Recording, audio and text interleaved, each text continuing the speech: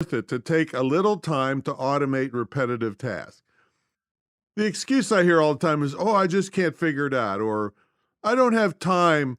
Those don't fly anymore. I mean, there are piles and piles of instructions on YouTube, or you could you could wake a young kid up from their nap at preschool to help you. All right. So, I mean, nobody's busier than me. And part of my success is using automation to help me take care of customers faster and reduce my extremely busy workload to give me the time to take care of customers. And that's where the money comes. I hate to be so obvious here, but you're doing all the busy work, and then the customers are sitting there, well, maybe I'll go give somebody else money because you don't take care of me fast enough. See, I see so many people, this is kind of lecture time here, who refuse to take the time to work on some automation because they say they don't have time. This is the craziest. You see how ridiculous that statement is? You won't take a couple hours now to save hundreds of hours in the future. Right? It's no wonder you think you don't have time to work on automation techniques. That's just crazy talk. So make sure you download that automation ebook I give you for listening to the podcast. Some of you have listened to hundreds of episodes and never bothered to download and implement that book. Well, that's crazy too. I'm giving it to you on a silver platter. So go to screwthecommute.com/automate free and just pick one thing and implement it. And I guarantee you'll thank me, and then you'll want to implement something else and something else. I mean, we did actually figure it out. You've heard me say this before. Just one of the tips in the book, I think it cost $20 one time, and it saved me 7.5 million keystrokes as of like 2 years ago. So I don't know what's wrong with you if you don't go get that book and use it. Okay, so where do I get a bunch of the stuff that I learn on this iPhone thing? Well, iPhoneLife.com, I have a free email subscription, and every day they send me a really quick tip, and then once a week they recap all the tips. So I don't look at it every day. I'm busy, but once a week I look at the recap for the week and say, oh, and they might have like 5 different things there, right? I'll see like, oh my God, nothing this week. All right, goodbye.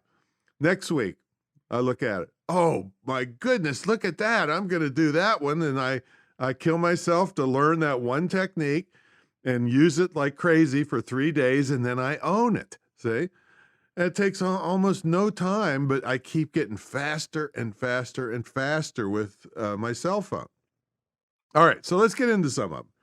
One thing you can do is turn on your iCloud Keychain. Now, if you do a lot of, buying stuff online, this stores and keeps your credit card information, your Wi-Fi network stuff, your usernames and passwords.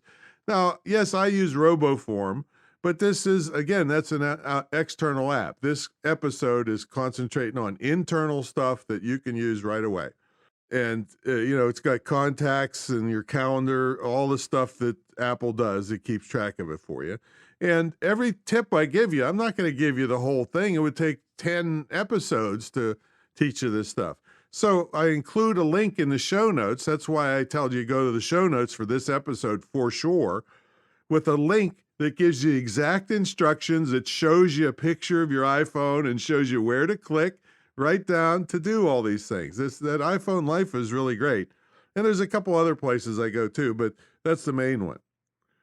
All right, and you can, the same instructions will tell you how to add and edit credit card information for it. I put 2 credit cards in because I try to use Amex all the time, but some places don't take Amex. So then I have a 1 Visa card in there too. So it just makes things so fast, especially with my fat fingers trying to type stuff in.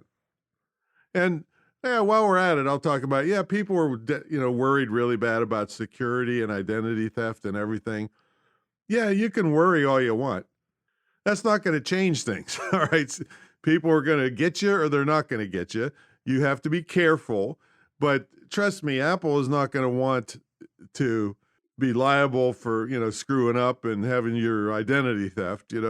They really are careful with security and things as are most places, but things do happen. But you can't live your life worrying about that stuff. Yeah.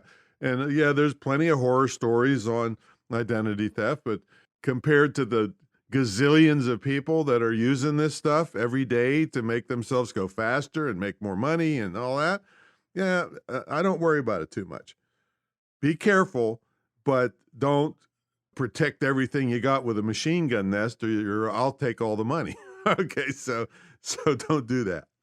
Okay, so let's get into some miscellaneous tips here. This first one has to do with photos. I'll tell you what. So, did you ever want to show somebody a photo and it took you 5 minutes to scroll through thousands you have on your phone? All right. Well, learn to use albums.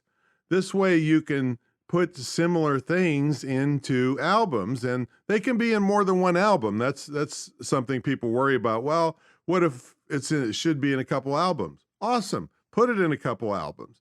And one thing you should know, if something, a photo or a video is in more than one album, it doesn't take up any more space on your phone. You're not making duplicates. You're just linking to the main file from an album so that you can find it easier. And I'm going to even tell you more stuff about finding things that is really great. Now, let's say you travel a lot and you want to find photos from different locations that you were at.